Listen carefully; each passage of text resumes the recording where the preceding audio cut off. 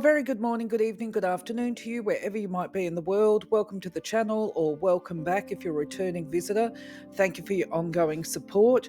If you're new to the channel, I will hope that you will actually find some content on here that you consider to be of value. And just a request, if you do find the information helpful, if you could give us a thumbs up, that would be very much appreciated. What else can I say? Simply that I do not consider myself to be an authority on any particular subject.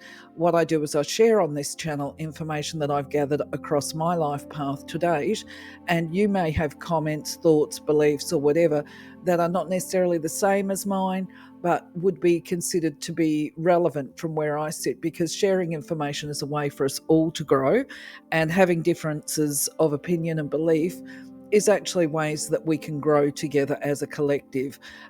So if you are new to the channel, you may not be aware. Sometimes I go on a bit of a waffle. Sometimes my dog plays up because he gets his squeaky toy. So there may be some stopping and starting throughout the recording of this video. The other thing is, because time is of a premium and sometimes my videos can go a bit long, I do put chapters into the description so that you can just jump to those areas that are of interest to you. Just a warning though, sometimes I may forget to add a little piece on a slide, and I will generally, after I've recorded that slide, you might find a little bit more extra information on the following slide.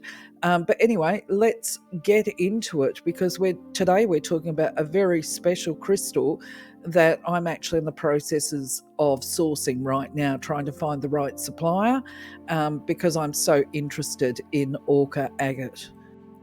So when we talk about Orca stone, basically the one that caught my eye was the black and white one that's on the right hand side in this image.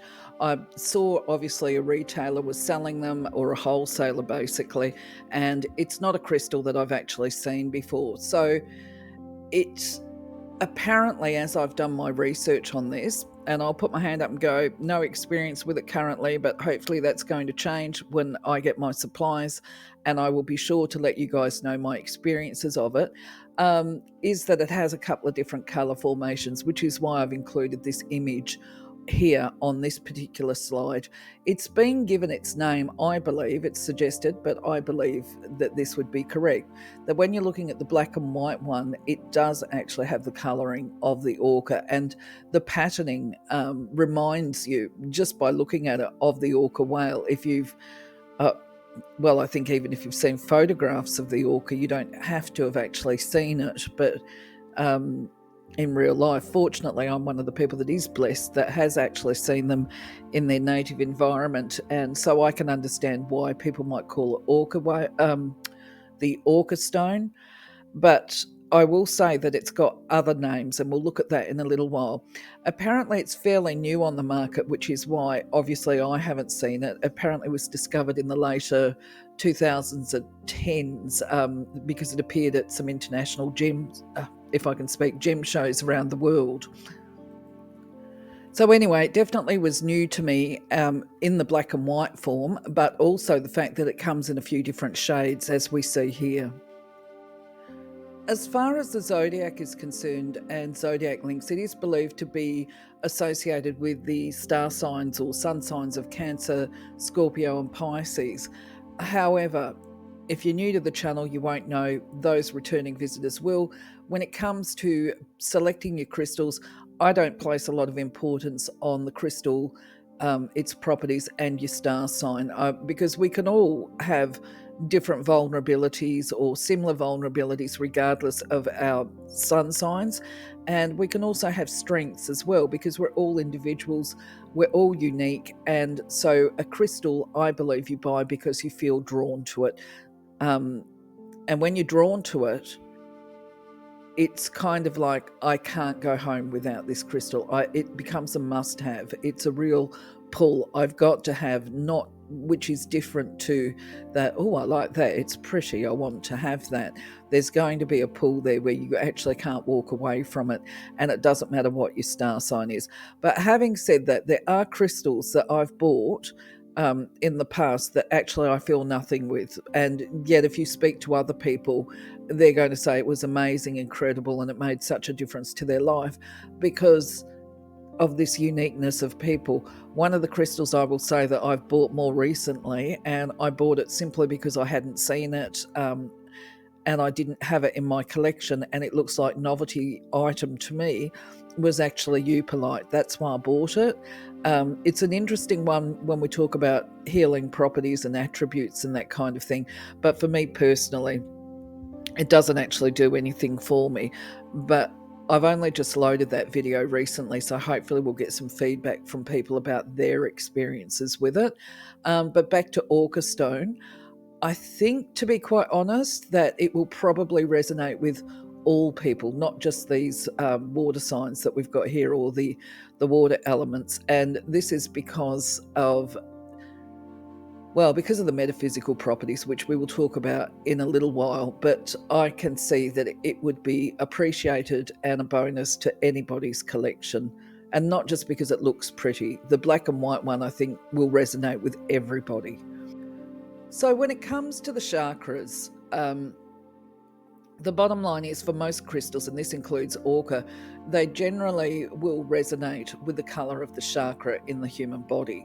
So you can see with the black and white that we don't actually have black and white here as far as the chakras go, but the crown chakra is often represented as either the lilac colour or the white. So we can say, okay, Orca Stone is associated with the crown chakra right from the get-go. If it's got the black and the white, is often apparently a very dark blue, so this would account for the links with the brow chakra, the third eye.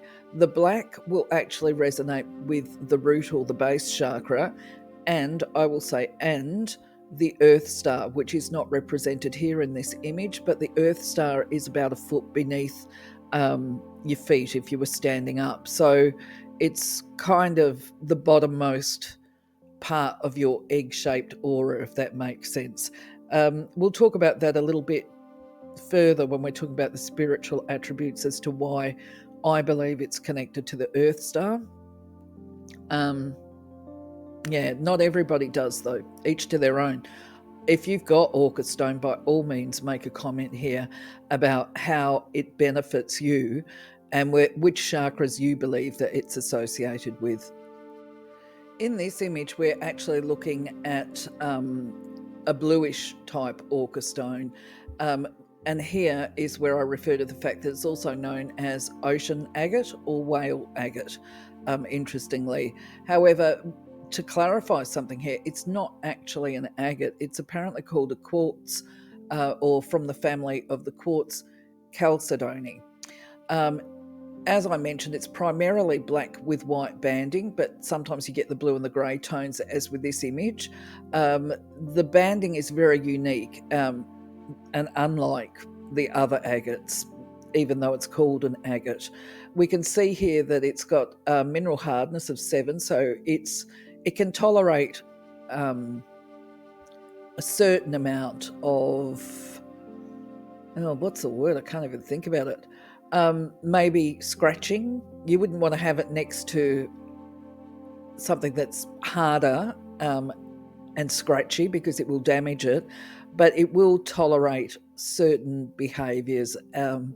You might, I guess where I'm going with this is, if you dropped it a few times, it probably would survive, but you wouldn't count on that, because the more that you drop a crystal or rock, the more you weaken it and make it vulnerable. Now, what I really struggled with when I was trying to find the mineral information on Orca agate was that I actually couldn't find where it's sourced. All I got was this recurring theme of it's found in Madagascar. It's found in Madagascar. Now, normally there's a mine site or a specific location that, when you're looking to source to make sure that you're actually getting legitimate product and not buying fakes, you can generally locate the mine site, and I wasn't able to do this. It took me some time before I learned that it's actually sourced using the traditional techniques. It's not a case of being mined as a major mine site. It's mined by hand, as I said, using traditional techniques. So unless somebody tells me different, my interpretation and understanding of this is that the locals are probably out there finding it, and finding perhaps a large, oh gosh, my own language is escaping me today, probably because I've been unwell, a large mineral deposit, shall we say, and they then pull that out and must sell it on to the carvers and the retailers, to bring it to the rest of us on the open market.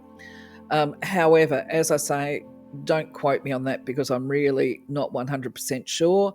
And I haven't found any geology sites that can actually give me more specific information about this.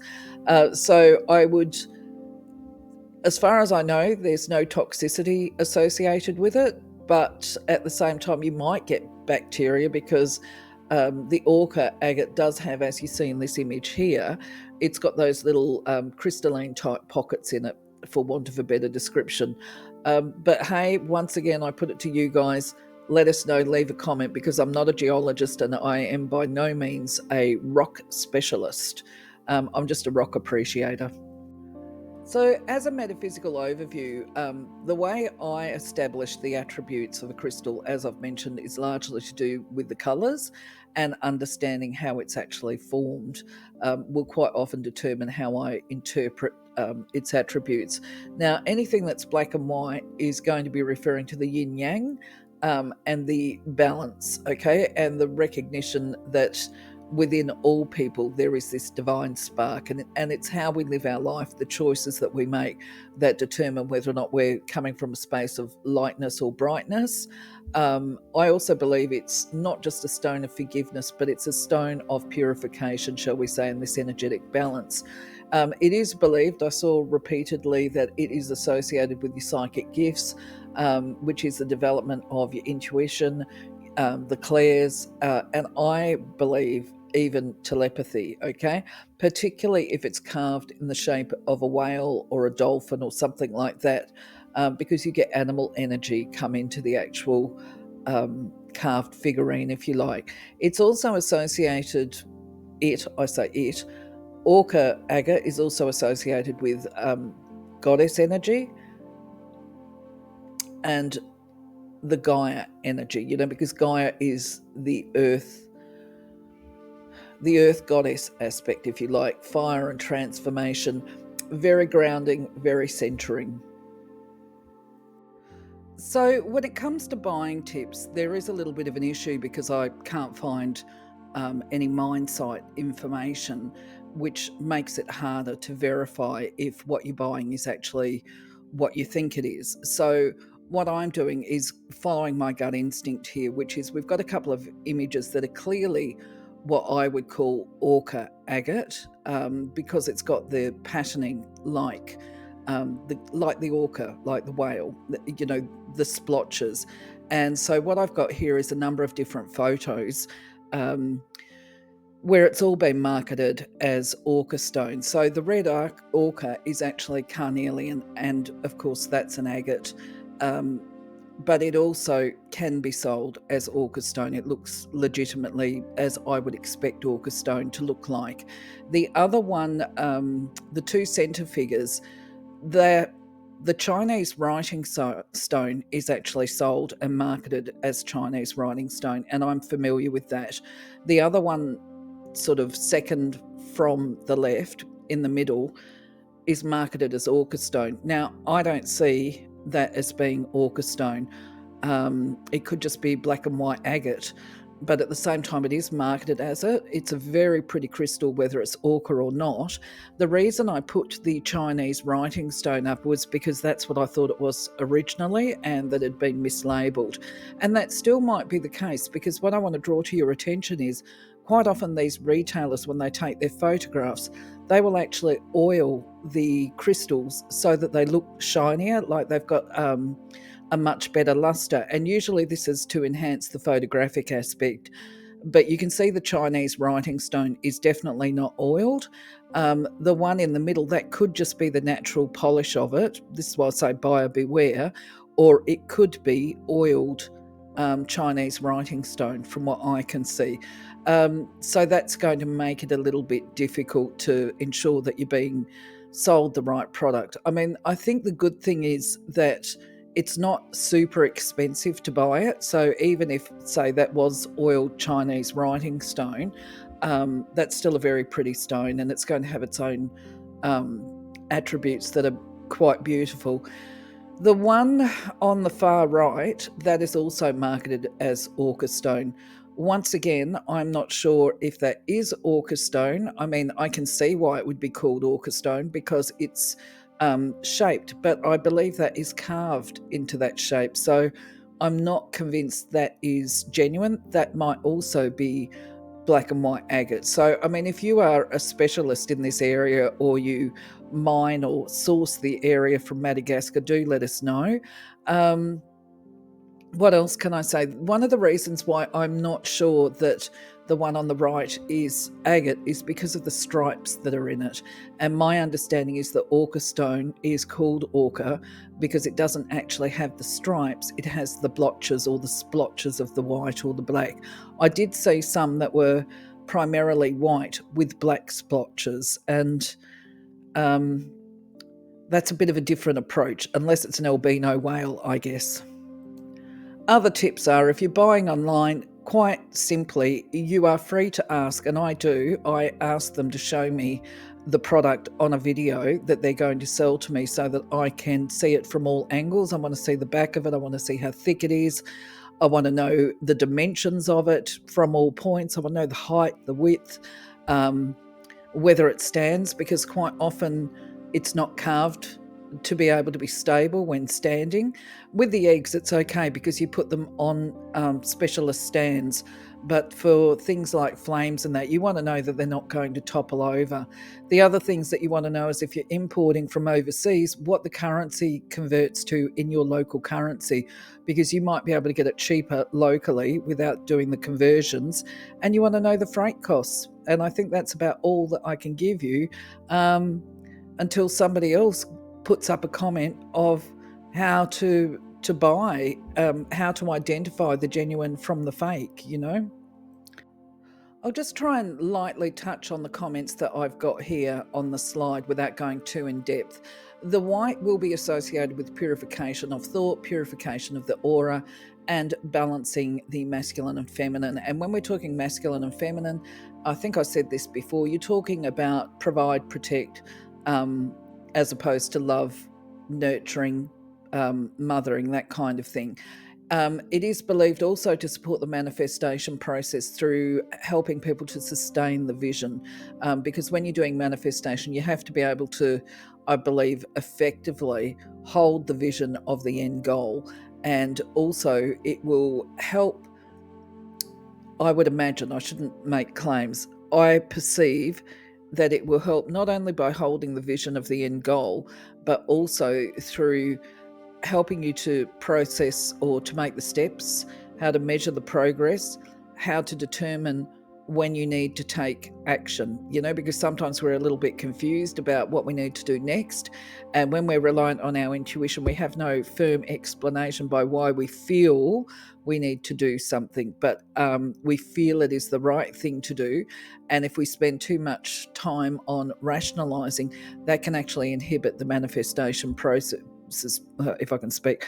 But the bottom line is, you don't want to be taking impulsive actions all the time without rationalizing, at least to a certain extent, and meditating on, does this feel right? Is this the right course of action?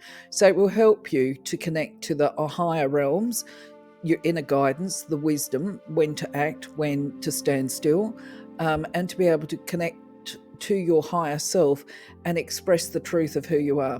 Very much associated with a spiritual awakening, and helps a person to discern what is fabrication and what is a hidden truth.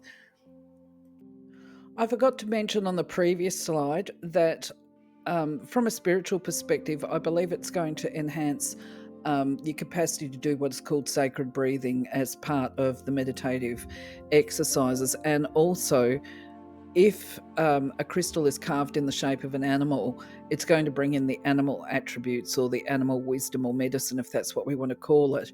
And so any of those crystals, Orca Agate, that's carved into a whale is going to bring in those attributes as well. which can include telepathy and telepathic communication to strengthen it. Just a reminder too, though, when it comes to the physical ailments, you don't disengage from your medical treating practitioners. Same with mental health and emotional or behavioural practitioners. You would still continue with those. You would use your crystals in conjunction with whatever treatment plans there are. There's no evidence to support the healing attributes of any of the crystals. But I am a firm believer that you've got nothing to lose by giving it a go. And give it a go, or you'll never know. It might help, right? And for some inexplicable reason, sometimes it works, sometimes it doesn't with crystals, certainly from where I sit.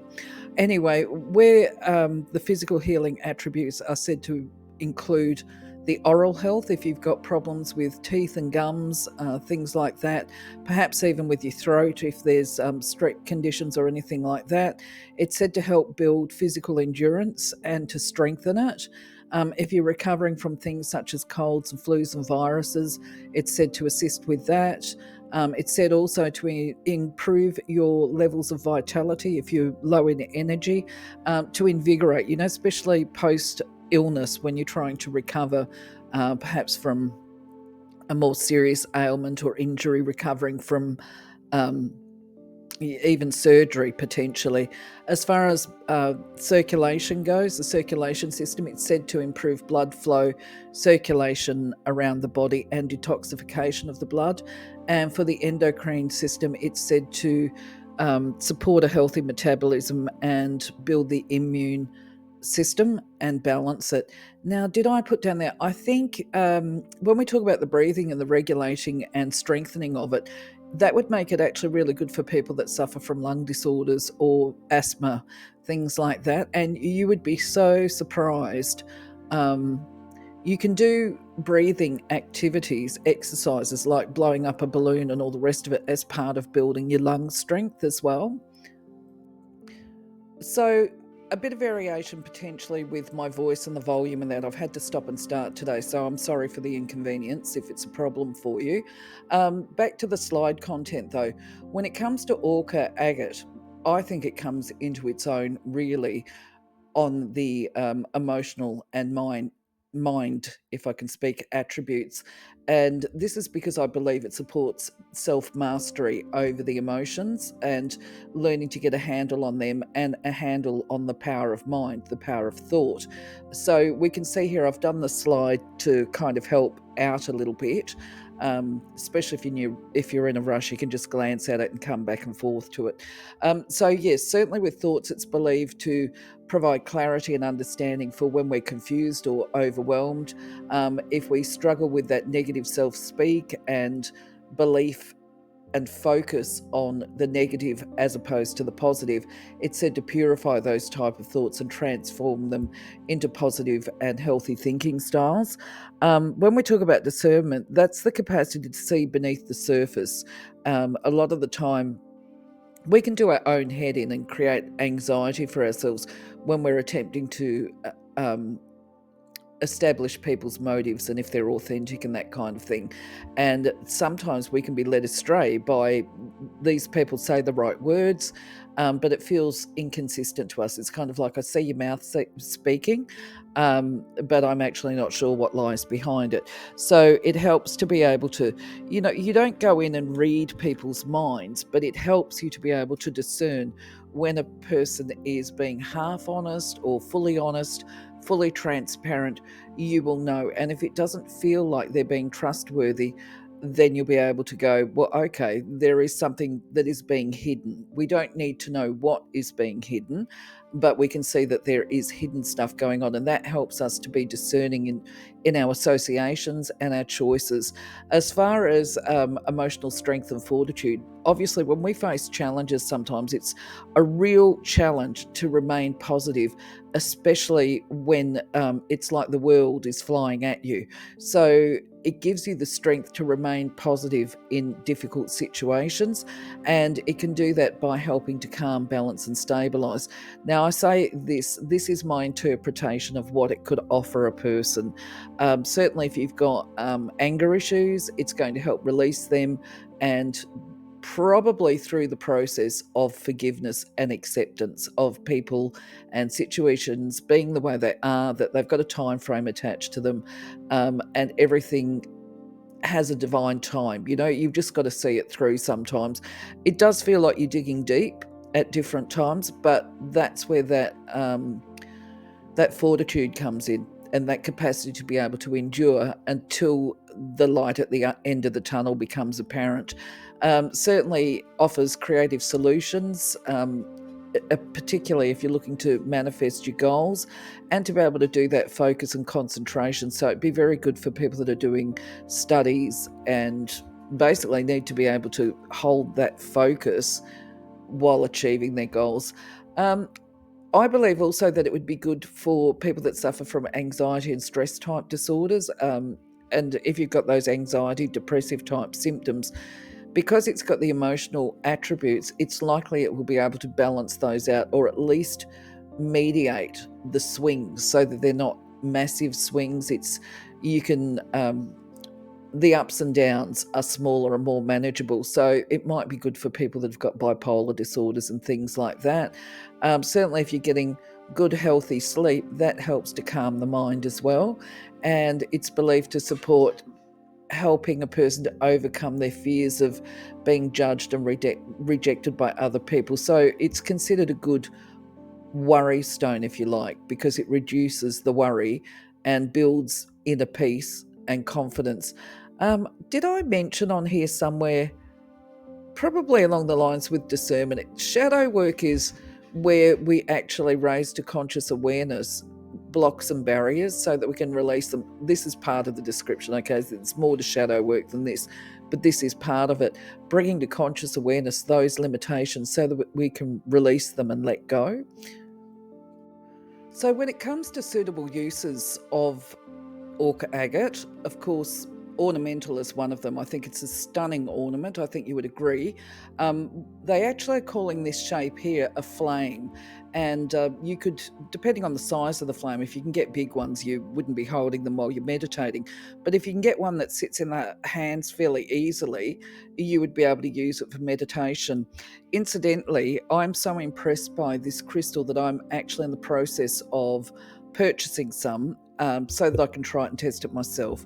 And I found a good supplier at a very good price. So I plan to show Orca Stone at my next event that I hold locally. I haven't found it as jewellery yet, but I haven't been looking for it. But I would imagine it certainly would be fine as a pendant. Actually, I think I did see it as a bracelet. Bracelets would be really good to wear if you're trying to keep balance or maximize the healing attributes of the emotional. So at work or whatever, it would probably be very good for that. Potentially even good, actually, if you're a metaphysical worker and you want to wear bracelets when you're doing your fairs or work like that. The tumbles, of course, are going to be great for gridding. And I forgot to mention, when we talk about environmental and ornamental displays of Orca Agate, or any crystal actually, you're going to be able to get ambient energy into the environment from that crystal. I need to look at something as far as care. That'll be the care. I'll look at this in a little while, or we'll talk about that on the next slide. I think it is a couple of slides down. You could... What else have I got here as being suitable for? Oh, okay. Look, I'll just put down, there's no known toxicity with Orca Agate, so it probably would be okay for an elixir, but I think it's important to remember that if they've got the inclusions and the drusies and that kind of stuff in them, which I haven't seen that with Orca Agate, let's be clear, but if they did, that could end up with bacteria in those little cave bits. So you would just need to be mindful if you're going to be doing elixirs with full water immersion. Gee, sorry about my speech. The other thing to remember too is sometimes the mineral structure will contain trace minerals, and because there's not a lot known about Orca Agate, from what I can tell from a mineral perspective, you'd need to be really careful. Once again, I wouldn't recommend it for use as an elixir, which is water immersion one, simply because there's not enough known about the crystal. However, of course, I'm open to other people providing information and letting us know what their experience or knowledge is. To be honest, also, when it comes to the message, I had a couple of ideas float through my head, and the initial response to looking at the crystal, actually. And then the more I've reflected on it, the more I actually believe it is a crystal of balance of the masculine and feminine attributes. So if somebody would pick it out of my crystal lucky dip, as I call it, I would potentially, remember, these are general messages when I record them here, but for the person they're going to be contextual. But I would say at the very least it would be a signal that the person would be wise to look at balancing and stabilizing their emotional self, their physical self, just to work on those areas of keeping even a work-life balance, but really trying to link the head and the heart, not live basically from the thoughts or beliefs or whatever, but allow themselves to be honest with themselves about what they feel within certain situations. And then on other occasions, I find it hilarious actually. A lot of us spiritual energy type workers, when we start out, we really struggle with boundaries, and we're like, no, I don't think, I go by my feelings or my gut instincts, but they actually can't tell the difference between what's a gut instinct and intuition and what is an emotional response. And they will wear their heart on their sleeve, and then they make a lot of illogical and irrational decisions based on the emotional reaction as opposed to the gut instinct. And I probably should put up, you know what, if I remember it, I will put it in this week's yarning on how to tell the difference between what is an emotional reaction and what is gut instinct, because you have feelings, which are sensations, and then you have emotions, which are feelings as well. So anyway, yes, summing it up, all about balance, I believe, getting that balance across mind, body, and spirit, and also communication being part of it. And just a reminder, when we talk about balance and we talk about energy, we're also talking about centering and grounding, which is vital, absolutely vital. I can't promote it enough as far as our own spiritual growth goes. That's probably one of the best things we can learn in the early days, and I believe that Orca Agate would support that. When it comes to caring for Orca Agate, in the first instance, I've got a link in the description that will take you to a video that just refers to a whole lot of different means or methods of doing your clearing, cleansing, and recharging. For me, however, if I had an ornamental piece of agate, of the Orca Agate, I would probably put it on those selenite discs or plates as part of keeping it energized and ready for work and clear and cleansed. If you're doing physical cleansing, though, in most instances, if I can actually talk, I would imagine just polishing it with a cloth would be enough. But every now and again, you do feel like whatever crystal you've got, that it does need to have a bit of a proper wash.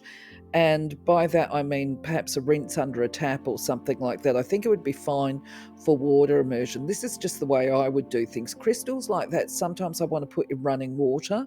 And because there's enough weight in the Orca Agate, I would imagine, I think that it would be one of the crystals that I would end up taking out, putting in a little bag, and then lying in the river. No nice way of saying this. This is just one of the weird things that I do, so that they can have that experience of the running water going over them. I like to cleanse them that way, but if you're going to do that, you've got to make sure that you anchor your bag properly so it doesn't drift off if you've got a strong current. Other people might like to put it on the selenite slabs, or what they call the satin spar.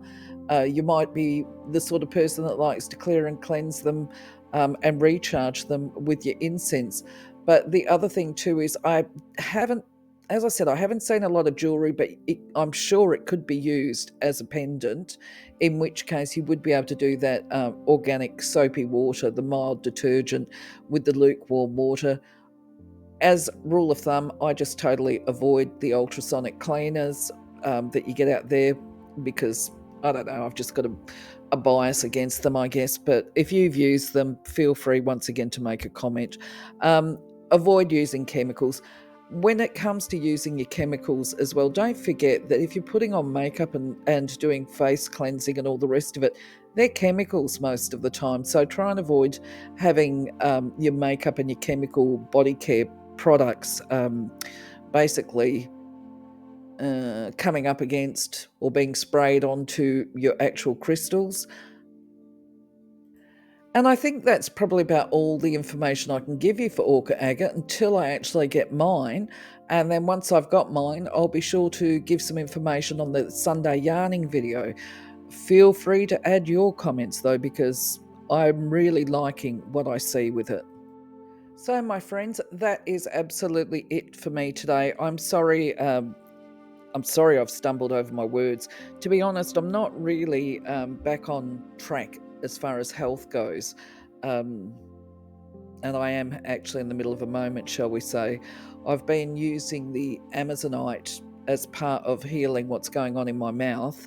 And if you haven't actually watched the videos before, you probably don't know. I was a fence sitter when it came to shingles, but I've actually got shingles in quite a significant case through my mouth and my ear canal and everything like that. And so I've been spending a lot of time doing the recovery, and I just haven't really re-energized. The pain is still there. I'm still struggling with pain, but it seems to be improving the last couple of days. Coincidentally, since I've put on the Amazonite, but I was just thinking before, I probably need to change my crystal now and start wearing one that helps to recover from illness, because certainly there's enough crystals there and I've got enough of them at home to help me re-energize and get back on track and on top. But anyway, for now though, I'd just like to say, look, thank you for being part of my journey. Thank you for your patience. I'm going to love you, leave you. Have a blessed day, blessed week. Take care. Catch you on the next one. Bye-bye for now.